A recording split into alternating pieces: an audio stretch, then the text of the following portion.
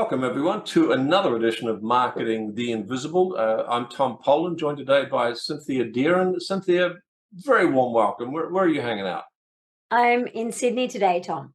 Sydney, and is it as wet as you've had your wettest year for something like 158 years, I think?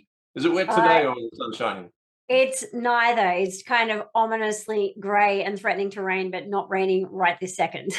All right. Well, we'll get off climate change subjects and back onto you.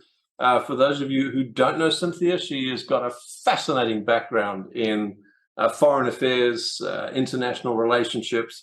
It's really led her today where she is the international business strategist here in Australia, helps business leaders create game-changing international opportunities.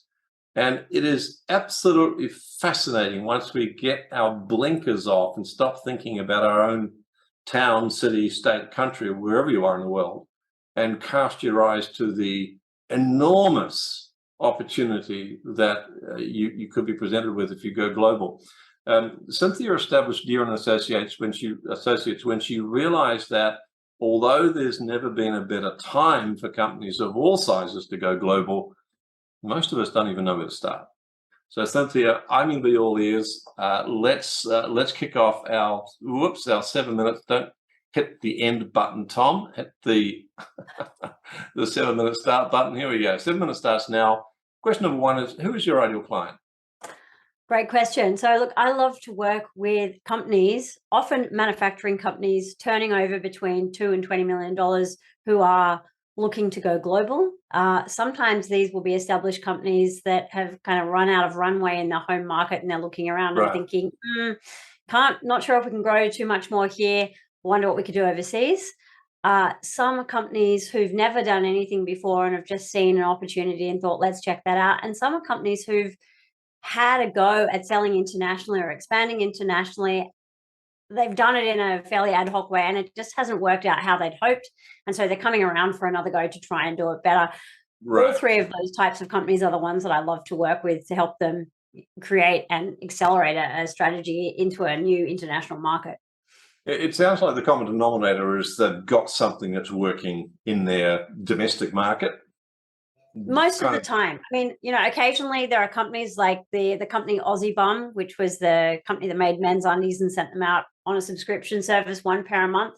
That business started here in Australia and totally tanked. So the founder went off and raised capital in the US and really started the business over in the US. And then when it was global, brought it back here. But that's kind of an outlier. So most people, have got something that's already working for them at home and they're looking to take that and spread it around the world.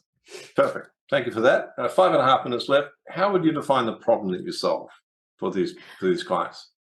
So, look, it's often not knowing where to start, as you said at the top, seeing an opportunity and thinking, how do we tackle this? Or maybe some of the other common problems that you see are things like overwhelm. People have gone into international markets and it's not working as well as they had hoped. They're doing a lot of different things. They're expending time, money, energy. There's a sense of overwhelm. They don't know which thing they should do next. It's like whack-a-mole, but they're really not getting that traction that they need. And really some fog, thinking, gosh, I can see this isn't working, but which of these problems do we solve? Which lever can we pull to make this thing go faster? And that is really what I help with. Great description. Just over 4.5 minutes left.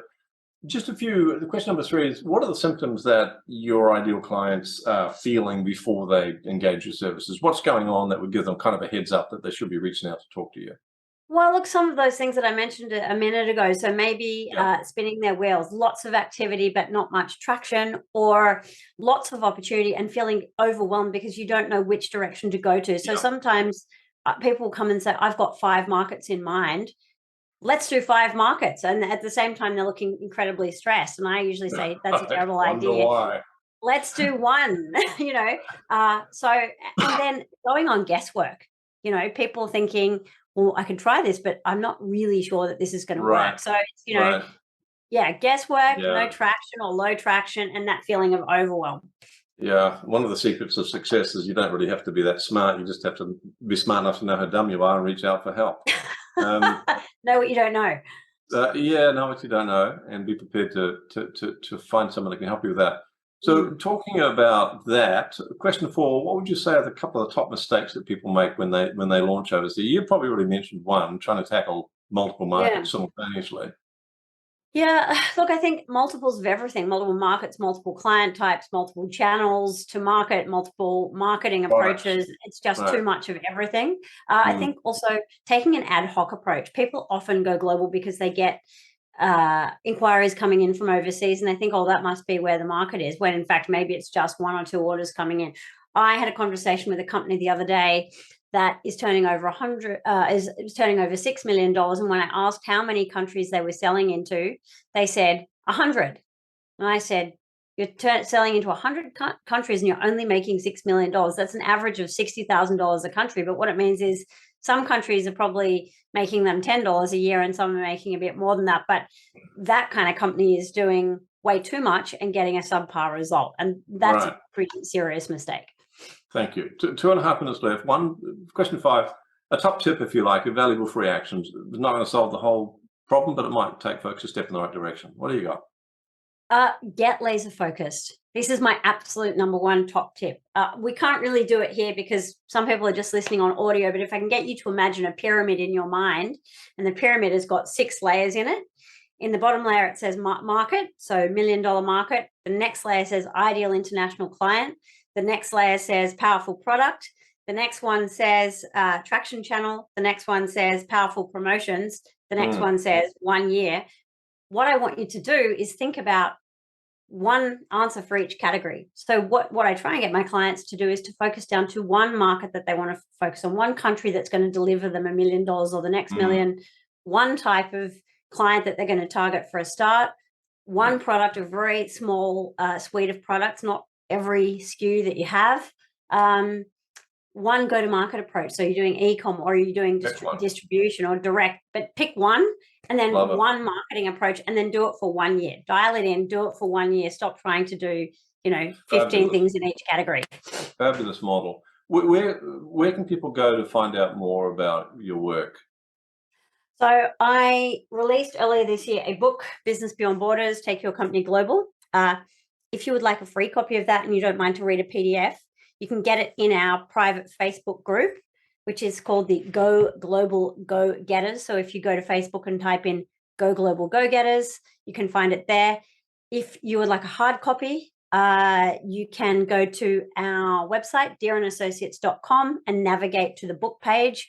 You can get a hard copy there. You can also get it on Amazon if you prefer to do that. Those are a couple of ways so that you can find out about what I do. The blueprint is in the book, pretty much. So the book is Business Without Borders. You can go to Dearin Associates, DEARIN Associates.com, buy a copy there, or go to the Facebook group Go Global Go Getters. We've got 20 seconds left. Cynthia, what's the one question I should have asked you but didn't?